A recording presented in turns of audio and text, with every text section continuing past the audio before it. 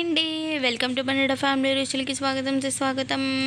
పెళ్ళిళ్ళలోనూ వాటిల్లోనూ పెరుగావిడ అయితే తింటాం కదా. సో ఎలా ప్రిపేర్ చేస్తారు ఆ టేస్ట్తో అయితే మీకు ఈరోజు చూపించబోతున్నాను. మరి ఎలా చేయాలి ఏంటనేది చూసేయండి. మినపగుళ్ళు అయితే నేనైతే 3 గంటల పాటు నానబెట్టుకొని ఇలాగైతే రుబ్బేసుకొని ఇందులోకి సాల్ట్ అయితే వేసేసుకొని ఇప్పుడు గారెల్లాగా వత్తేసుకొని ఈ నూనెలోకి వేసేసుకొని వేగించేసుకోవాలి.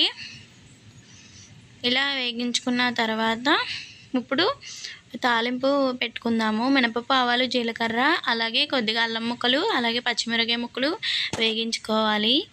ఇలా వేగిన తర్వాత ఇప్పుడు మనకి ఇందులోకి కరివేపాకుని వేసుకుందాము. కరివేపాకుని కూడా బాగా వేగించుకున్న తర్వాత ఇందులోను చిటికెడు పసుపు అయితే వేసుకుంటున్నాను. ఇది ఆప్షనల్ అండి, ఎందుకంటే కొంతమంది వేసుకుంటారు, కొంతమంది వేసుకోరు.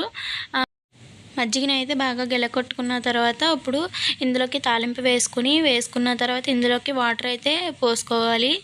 అలాగే ఇందులోకి సాల్ట్ అయితే వేసుకుందాము. ఇలా వేసుకున్న తర్వాత పక్కన పెట్టేసుకుందాము.